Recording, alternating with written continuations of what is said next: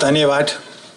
दबुमा बस्नुहुने पार्टीका साथीहरू, सूर्यविनायक नगरपालिकाको यो चित्तपोलमा एमसीसी विरुद्ध भइरहेको जुलुस र सभामा सहभागी हुनुभएका यस क्षेत्रका सम्पूर्ण दाजुभाइ दिदीबहिनीहरू, नेपाल मजदुर किसान पार्टीको तर्फबाट म यहाँहरू सबैलाई धन्यवाद दिन चाहन्छु। र एमसीसी बारे हामीले संसदमा बोलिरहेका छौं, सडकमा आवाज उठाइरहेका छौं। अस्ति सभामुखले सर्वदलीय बैठक बोलाउनु भयो र बालुवाटारमा प्रधानमन्त्री देउवाले बैठक बोलाउनु भयो, संसद चलेन भनेर। हामीले त्यहाँ भन्यौं कि दुवै बैठकमा एमसीसी खारेज गरौं। शेरबहादुर देउवा प्रधानमन्त्रीले बानेश्वरमा सभामुखले बोलाउनु भएको बैठकमा र बालुवाटारमा आफैले बोलाउनु भएको बैठकमा यो त ठूलो सहयोग हो भनेर हामीलाई जवाफ दिए। हामीले भन्यौं तपाईले एमसीसी सम्झौता अध्ययनै नगरिकन आफ्ना मन्त्री ज्ञानेन्द्र बहादुर कार्कीलाई पठाएर सही गराउनु भयो र अहिले छलफलको लागि संसदमा ल्याउनु भयो। यो त उल्टो भयो। पहिला संसदमा छलफल गर्ने अनि सम्झौता गर्न मिल्छ कि मिल्दैन भनेर अगाडि बढ्ने हो।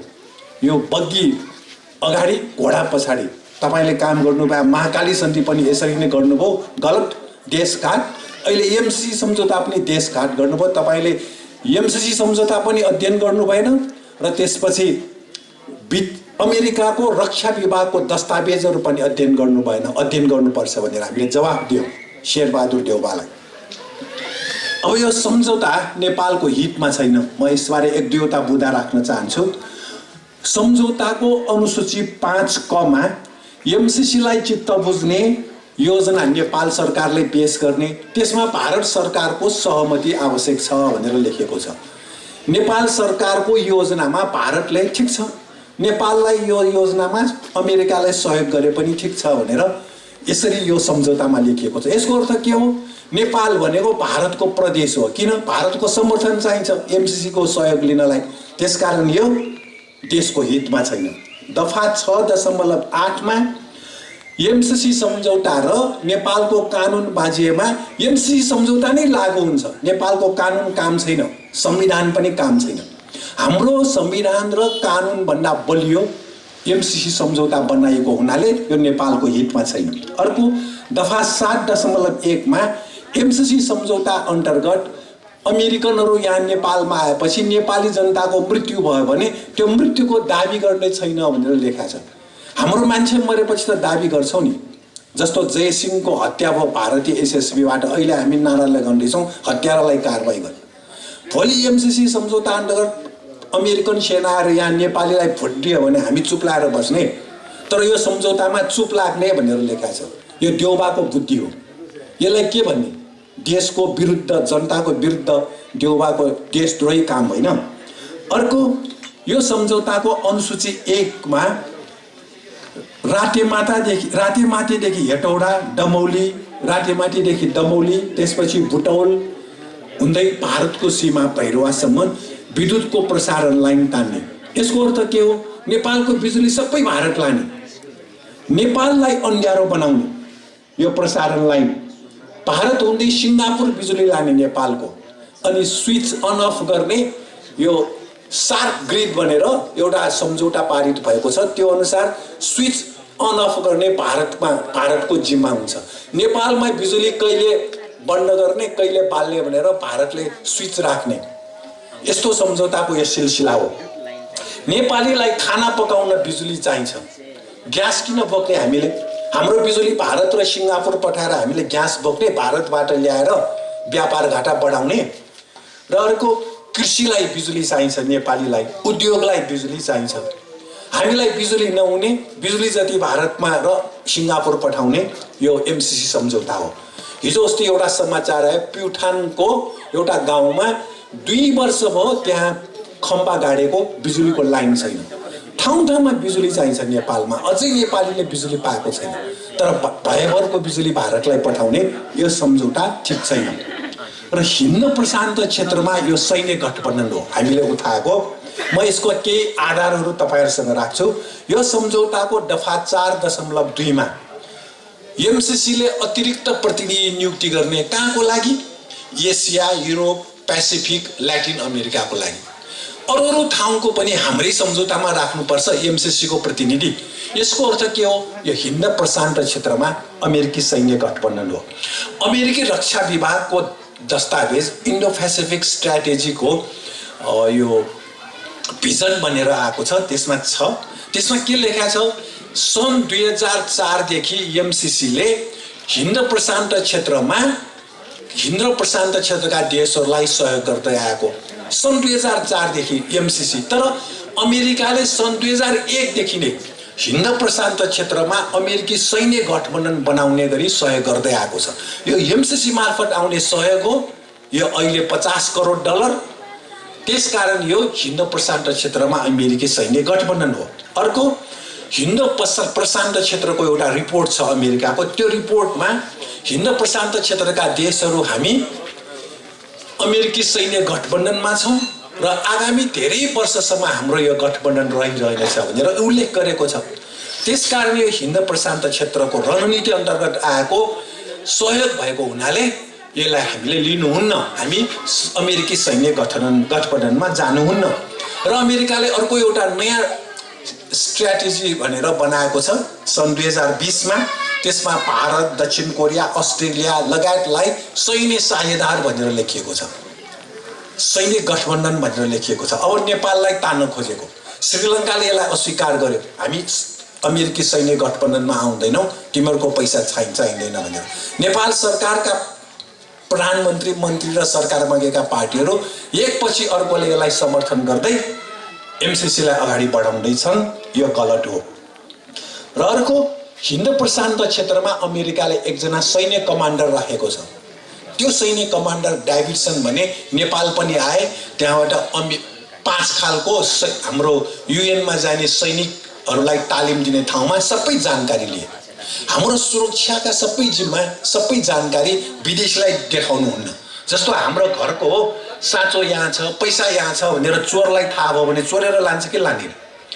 त्यसरी नै हाम्रो सुरक्षा मामिला सबै विदेशीले थाहा पाएपछि सजिलै आक्रमण गर्छ। इराकमा त्यही हो, लिबियामा त्यही हो, अफगानिस्तानमा त्यही हो। अमेरिकाले सबै थाहा पायो। आइएइए भन्ने अन्तर्राष्ट्रिय ऊर्जा आयोग मार्फत त्यहाँ हेऱ्यो, कमजोर छ भने थाहा पाएपछि हानिदिन्छ। अमेरिका भनेको त्यस्तो देश हो। र सन् 2012 मा बाबुराम भट्टराई प्रधानमन्त्री हुँदा यो एमसीसी सुरु गरेको। र बाबुराम भट्टराई प्रधानमन्त्री भएकै साल सन् 2012 देखि नेपालमा पनि हिन्द प्रशान्त क्षेत्र अन्तर्गतको अमेरिकासँग संयुक्त सैन्य अभ्यास सुरु भयो नेपालमा। त्यसकारण बाबुराम भट्टराई को हो भन्ने कुरा उसको शब्दले, उसले पाएको डिग्रीले हेर्ने होइन, पीएचडी उपाधिले हेर्ने होइन। त्यो मान्छे अमेरिकाको दलालको रूपमा प्रस्तुत भइसकेको भन्ने कुरा यसबाट पुष्टि हुन्छ। र सन् 2017 मा नेपाली सेनाको छाउनीको विशेष फोर्स रेन्जर गनमा अमेरिकाले रु 18 करोड, यो हिन्द प्रशान्त क्षेत्र अन्तर्गतको रु 18 करोड सहयोग दिएर त्यहाँ एउटा क्राइसिस म्यानेजमेन्ट सेना बनायो। सुरु भइसक्यो नेपालमा हिन्द प्रशान्त क्षेत्र अन्तर्गत अमेरिकी सैन्य गठबन्धनमा नेपाली सेनालाई तान्ने काम सुरु भइसकेको छ। र त्यसपछि हिमाल पारीको जिल्ला भनेर हामी भन्छौँ मुस्ताङमा। त्यहाँ मुस्ताङमा नेपाली सेनाको माउन्टेन वारफेयर, पहाडी युद्ध कला सिक्ने ठाउँ छ, त्यहाँ तालिम दिने ठाउँ छ। त्यो तालिम क्षेत्रमा अमेरिकाले यो हिन्द प्रशान्त क्षेत्र अन्तर्गतको बजेट अलिकति सहयोग दियो। अहिले अमेरिकी सेना त्यो मुस्ताङमा पुगेर यो माउन्टेन वारफेयर प्रशिक्षण लिइरहेको छ। रक क्लाइम्बिङ भन्छ त्यसलाई, चट्टानमा कसरी चढ्ने सेना, ठुल्ठुलो ढुङ्गाको पहाडमा कसरी चढ्ने भन्ने त्यहाँ प्रशिक्षण हुन्छ। त्यो प्रशिक्षण सिक्दैछ अमेरिकी सेना। त्यो भनेको चीनसँगको जोडिएको जिल्ला हो मुस्ताङ। त्यो यो मुस्ताङमा मुक्तिनाथको वरिपरि नै हो यो प्रशिक्षण केन्द्र सेनाको, एकदमै नजिक छ चीनको सिमाना।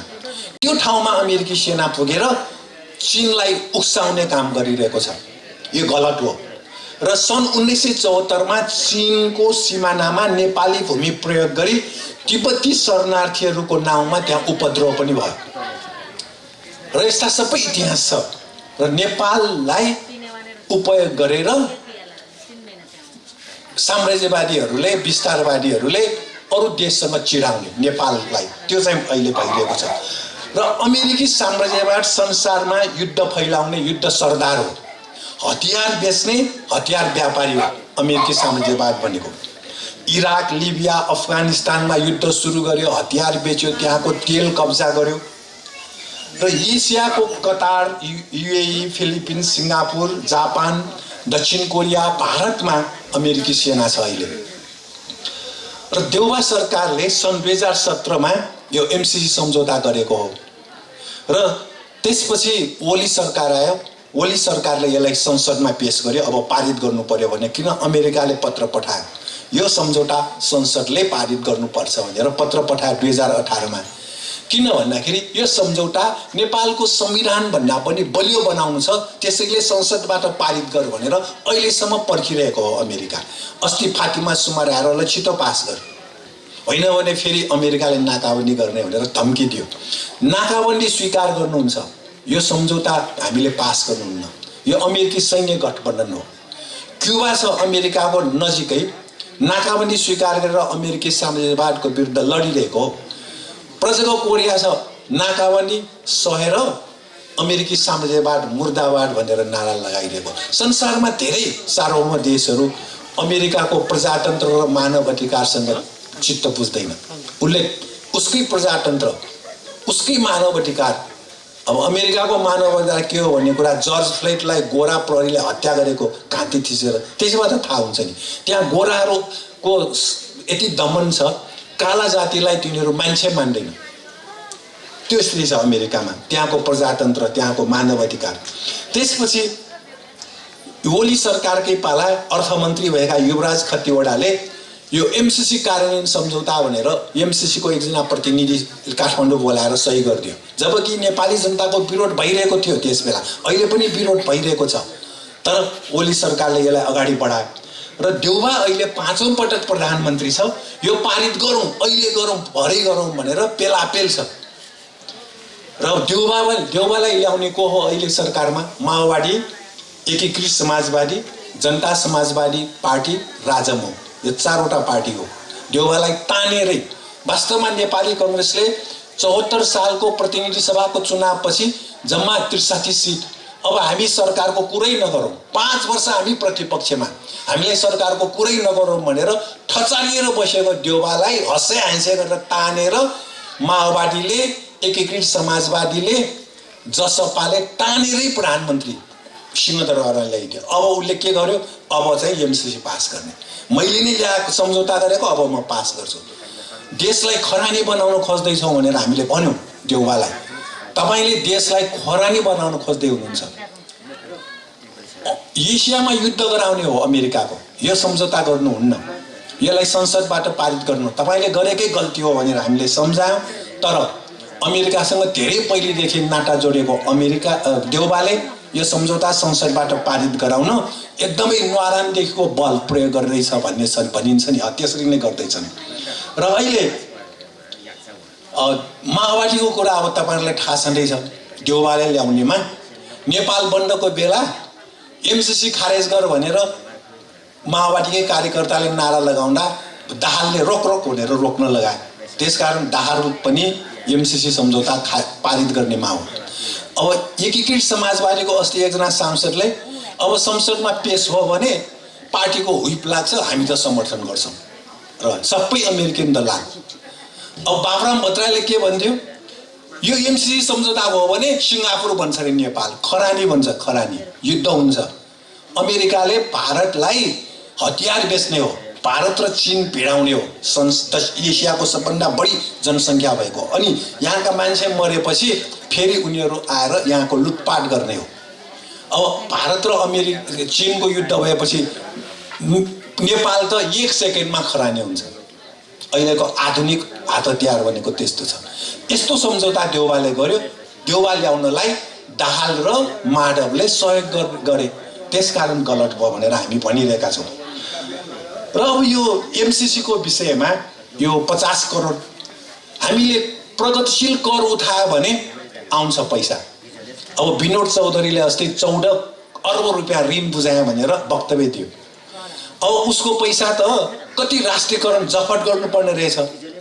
ट्याक्स हेभन मुलुक भनेर त्यो स्रोत देखाउन नपर्ने, नेपाललाई देखाउनै नपर्ने ठाउँमा आज पत्रिकामा आयो नि उनीहरूले लगानी गरेको। नेपालको 16 जना मान्छेको छ, कति पैसा छ अझै बाहिर आएको छैन। विभिन्न देशमा यिनीहरूले ट्याक्स हेभन भनेर कर स्रोत देखाउन नपर्ने, कर तिर्न नपर्ने ठाउँमा लगानी गरेको रहेछ। अब विनोद चौधरी को हो? यही देउबाको सांसद सदस्य। फेरि विनोद चौधरी 64 जनामा कसको सांसद? एमालेको। अब विनोद चौधरीको मनमा होला कोट एउटा छ उसले लगाउने, यतातिर एमाले यतातिर काङ्ग्रेस। किन भन्दाखेरि पैसा दिएपछि सांसद बनाउने पार्टीहरू, यस्ता पार्टीहरू सिंहदरबार कब्जा गरेर हाम्रो जस्तो गरिबहरूको हित हुन्छ, नेपालको हित हुन्छ? कहिले पनि हुँदैन। र अर्को, समयमा योजना पुरा गरेको खण्डमा पनि हामीसँग 10-20 वटा एमसीसी आउँछ र ठुल्ठुला उद्योगी अरबपतिहरूलाई कर छुट दिने बजेट ल्यायो र यो बजेटमा स्रोत खुलाउन नपर्ने भनेर ल्यायो। अब यो स्रोत खुलाउन नपर्ने बजेट आयो, अर्थमन्त्री त माओवादीको हो। अनि माओवादीका सांसदसँग अस्ति हामीले सोध्यौँ, तपाईँहरूले यो स्रोत खुलाउन नपर्ने कुनै योजनामा पैसा लगाएपछि जहाँबाट ल्याएको होस् त्यो स्रोत खुलाउन पर्दैन। अहिले हाम्रो नियम के छ तपाईँहरू सबैलाई थाहा छ, जग्गा केही खरिद बिक्री गर्नु पर्यो, केही लगानी गर्नु, कहाँबाट पैसा बैंकबाट ल्याएको कि जग्गा बेचेको कि घर बेचेको भनेर हामी सामान्य मान्छेले स्रोत देखाउनु पर्छ। अब बजेटमा के ल्यायो? ठुल्ठुलो अरब लगानी गर, जहाँबाट चोरेर ल्याए पनि जसरी ठगेर ल्याए पनि स्रोत देखाउनु पर्दैन भन्ने। अनि माओवादीको अर्थमन्त्री सांसद, माओवादीका सांसदहरू 4-5 जना बसिरहेका थिए। तपाईँहरूले यो स्रोत खुलाउन नपर्ने भनेर बजेटमा कसको लागि ल्याउनु भएको भन्दाखेरि बाबुराम भट्टराईले भनेर ल्याएको रे, माओवादीकै हिजोको माओवादीलाई। अनि बाबुराम भट्टराईको मान्छे त्यस्ता छन् त भने उसको छन् होला उसको स्रोत खुलाउन नपर्ने मान्छेहरू उसले भनेर राखेको रे। अनि बाबुराम भट्टराई कस्तो मान्छे रहेछ भन्ने कुरा फेरि देखियो। फेरि एमालेसँग सोध्यौँ हामीले, यो माओवादीले अर्थमन्त्रीले यो स्रोत खुलाउन नपर्ने भनेर बजेटमा किन ल्याएको भन्दाखेरि प्रचण्डसँग छ नि 30-40 अर्ब, त्यही पैसा बाहिर ल्याउने होला भयो। अब यिनीहरू सर्पको खुट्टा सर्पले देख्छ भन्छ नि, सबै उस्तै हुन्। अहिले साथीहरूले भन्नुभयो राणा र पञ्चायतले जे गरे सिंहदरबार कब्जा गरेर यस्तै काम गरे। तपाईँहरूले हास्य कलाकारहरूको व्यङ्ग्य सुन्नुभयो होला नि, बाँदरहरू सिंहदरबारमा पुगे भनेर। बाँदर पुगेपछि के हुन्छ? भएको छाना सब बिगारिदिन्छ सिंहदरबारको। सिंहदरबार बिग्रे के हुन्छ? देश खरानी हुन्छ। अस्ति यस्तै छलफल भयो सिंहदरबारमा भ्रष्टाचारीहरू बारे। यो त अति हो नि भ्रष्टाचार भन्ने कुरा आयो। ल तपाईँ भ्रष्टाचारीलाई कारवाही गर्यो भने सिंहदरबारमा 2 जना मान्छे बाँकी हुँदैन, सबैलाई कारवाही गर्नुपर्छ। भयो सिंहदरबार कस्तो रहेछ? भ्रष्टाचारीहरूको थलो कसले बनायो? 30 वर्ष यता पञ्चायतको विरुद्ध सङ्घर्ष गरेकाहरू 30 वर्ष यता गएर त्यस्तो थलो बनायो सिंहदरबारलाई, भ्रष्टाचारीहरूको थलो। र त्यसपछि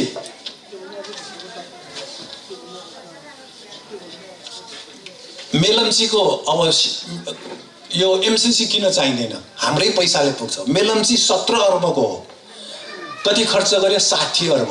एउटा एमसीसी त्यहीँ भित्र छ। समयमा काम गरेको भए एमसीसी त त्यहीँ छ नि एउटा। अर्को माथिल्लो तामाकोसी 35 अर्ब लगत इस्टिमेट, 80 अर्ब खर्च भयो, त्यसभित्र पनि एउटा एमसीसी छ। त्यसपछि द्रुत मार्ग अहिले काठमाडौँबाट बारा, त्यहाँ विरोध पनि भइरहेको छ, यो बाटै आवश्यक छैन यत्रो पैसा खर्च गरेर भनेर। सुरुमा 50 अर्ब लगानी, अहिले 200 अर्ब पुर्याइयो। 3 वटा एमसीसी त्यहीँ छ। त्यसपछि विद्युत महसुल, ठुल्ठुला उद्योगी व्यापारीले 35 अर्ब तिरेकै छैन। हाम्रो घरमा बिजुलीको पैसा तिरेन भने 2 महिनामा लाइन काट्न आउँछ। अब ठुल्ठुलो उद्योगी व्यापारीले ल लाइन काटेर हेर त 35 अर्ब तिर्दिन के गर्न सक्छ भनेर सरकारलाई चुनौती दिँदैछन्। एउटा एमसीसी त यही विद्युत महसुल उठाएपछि छ नि। अर्को एनसेल 65 अर्ब। अब एनसेलको तपाईँहरूलाई थाहा छ नै छ, 3टा पार्टीका नेतालाई 10-10 अर्ब दियो चुनावमा भनेर बाहिर आएकै छ। 65 अर्ब उसँग उठाइन, एउटा एमसीसी त्यहीँ छ। र गिरिबन्धु ती स्टेटको अस्ति आयो 1 अर्ब खायो जग्गा बेच्न लगायो भनेर। त्यस्तै गोकर्ण रिसोर्टको जग्गा यसरी दियो भनेर आएको छ। यस्ता धेरै एमसीसी हामीसँग छ। हामी आफैले गर्न सक्ने काम यो अमेरिकी सैन्य गठबन्धनमा जान नपर्ने त्यो गरौँ भनेर हामीले सरकारलाई सुझाव दिइरहेका छौँ। र विदेशी ऋण र सहयोगमा देश बन्दैन। यो कुरा हाम्रो देशको होइन, संसारमा धेरै देश छन्। अब नजिकको देश भारतमा बेलायतले 210 वर्ष उपनिवेश बनायो, भारत बन्यो। त्यहाँ भारतमा 1 अर्ब 20-25 करोड मान्छे छन्। आधा मान्छे खुला शौचालय, घरमा शौचालय छैन। आधा मान्छे राति खाँदैन, भोकै सुत्छन्। भारतमा टाटा बिर्ला जस्ता खरबपति छन्, तर असंख्य गरिब जनता भएको देश भारत हो। 210 वर्ष बेलायतले शासन गरेर गयो। देश विकास हो। विदेशीले देश विकास गर्दैन, त्यहाँ खोक्रो पारेर जाने हो। विदेशीको सहयोग भनेकै कब्जा गर्ने हो। अब केही मान्छेले कमाउँछ, असंख्य हामी जस्ता गरिबहरू, इमान्दार मान्छेहरू त्यसबाट पीडित हुन्छौँ। त्यसकारण अमेरिकालाई त्यतिकै 50 करोड ल भनेर दिएको होइन, स्वार्थ हुन्छ सैनिक गठबन्धन बनाउने। र त्यसपछि चीनमा पनि युरोपका विभिन्न देश, जापानले उपनिवेश बनाए 100 वर्ष। चीन पनि खोक्रो भयो। त्यहाँका युवालाई त अफिम खुवाएर सुताए ती देशहरूले, उपनिवेशवादी देशहरूले। जब चिनिया जनता उठे 1949 मा क्रान्ति भयो। यो 70 वर्षमा चीन कृषि, विज्ञान, मेडिकल साइन्स, उद्योग, व्यापार सबैमा अगाडि बढ्यो। अब चीन धेरै अगाडि बढेपछि अमेरिकाले व्यापार युद्ध गरिदियो चीन विरुद्ध। यसरी त्यसकारण विदेशीले बनाउने होइन, देश हाम्रै खुट्टामा उभिएर हामीले बनाउने हो। नेपाललाई हामीले बनाउने हो। विदेशीले सहयोग दिनेमा बन्दैन। आयो त सहयोग। हाम्रो अहिले 16 खर्ब नाग्यो नेपालीको सहयोग, ऋण आयो नि। 17 खर्ब पुग्दैछ ऋण। हरेक मान्छेको टाउकोमा 50 अर्ब छ। त्यत्रो ऋण खोइ छानबिन गरेर कुन प्रधानमन्त्री र अर्थमन्त्रीको पालामा यो ऋण आएको हो, कहाँ दुरुपयोग भयो, छानबिन गरेर दोषीलाई जेल नथुनेसम्म सिंहदरबारका मान्छेहरू सुध्रिने स्थिति छैन। त्यसको लागि हामी जनता उठ्नुपर्छ। जसरी पञ्चायतको विरुद्ध उठ्यौँ, हाम्रो यो एमसीसीको विरोधमा यो चितोपोलका, यस क्षेत्रका, नङ्केलका सारा मान्छे उठ्नुपर्छ। अनि मात्र सिंहदरबार डराउँछ। र त्यसपछि अमेरिकामा पनि यसरी नै जुलुस भएको थियो बेलायती साम्राज्यवादको विरुद्ध। बेलायतले धेरै उपनिवेश बनाए नि अमेरिकालाई। अमेरिकी जनता आफै उठेको। अमेरिकामा त बिहान उठ्ने बित्तिकै मान्छे बेलायती साम्राज्यवाद मुर्दाबाद भनेर नारा लगाउँछ। अहिले हामीले अमेरिकी साम्राज्यवाद मुर्दाबाद भनेर नारा लगाए जस्तै बेलायतमा, अमेरिकामा बेलायती उपनिवेशवाद विरुद्ध। भारतमा पनि त्यसरी नै सङ्घर्ष भयो। 210 वर्ष बाद बेलायतले उपनिवेश गर्दा अहिले हामी अमेरिकी साम्राज्यवादको विरोधमा, भारतीय विस्तारवादको विरोधमा हामी सङ्घर्ष गर्दैछौँ। गर्नै पर्छ, उपाय नै छैन। भारतले पनि त्यही गरेको हो, अमेरिकाले पनि त्यही गरेको हो। साम्राज्यवाद र उपनिवेशवाद विरुद्ध सङ्घर्ष नगरी हुन्न। र अमेरिकी साम्राज्यवादको विरोध नगर्ने, एमसीसी सम्झौताको विरोध नगर्ने कम्युनिस्ट हुन सक्दैन। हुन त तपाईँहरूलाई अब मनमा होला, यहाँ त हामीले कम्युनिस्टलाई जिताएको, कम्युनिस्टै होला नि, नगरपालिकामा पनि कम्युनिस्टको बहुमत छ भनेर तपाईँहरूले सोच्नुभयो होला। अमेरिकी साम्राज्यवादको विरोध नगर्नेहरू कम्युनिस्ट हुन सक्दैन। एमसीसी सम्झौताको विरोध नगर्नेहरू कम्युनिस्ट हुन सक्दैन। त्यो नाम राख्दैमा कम्युनिस्ट हुँदैन। त्यसपछि जयसिंह धामीको हत्यारालाई कारबाही गर भनेर बोल्न नसक्नेहरू कम्युनिस्ट हुन सक्दैन। दार्चुलामा भारतले जबरजस्ती हेलिकप्टर उडाए, त्यसको विरोध नगर्नेहरू कम्युनिस्ट हुन सक्दैन। युवालाई विदेश पठाउनेहरू कम्युनिस्ट हुन सक्दैन। वैदेशिक रोजगारी भनेर म्यान पावर कम्पनी पनि मन्त्रीहरूकै रहेछ, सरकारमा जाने पार्टीहरूकै रहेछ। उनीहरूबाटै पैसा पाउने रहेछ चुनावमा खर्च गर्नलाई, भोज खुवाउने, सामान बाँड्ने, झुट्टा आश्वासन दिने, चुनाव जित्ने। त्यस्ता पार्टीहरू कम्युनिस्ट हुन सक्दैन। र निजी प्लटिङमा भाग खानेहरू कम्युनिस्ट हुन सक्दैन। प्रति जग्गा, खोला सबै खाने निजी प्लटिङ गरेर, त्यस्ता मान्छेहरू कम्युनिस्ट हुन सक्दैन। गुन्डा र ठगहरू कम्युनिस्ट हुन सक्दैन। र एमसीसीको विरोध नगर्ने, अमेरिकी साम्राज्यवादको विरोध नगर्नेहरू संसद सदस्य भए पनि उनीहरू संसद सदस्य हुन सक्दैन। अब तपाईँहरूको मनमा जितेर गएछ संसद सदस्य नै होला, हुन सक्दैन, साँचो अर्थमा हुन सक्दैन, दलालको रूपमा प्रस्तुत हुन्छ। खतरा यो छ। र अब हामी नजिकको देश भारत, हाम्रो भारत अमेरिकाको पछि लाग्ने होइन।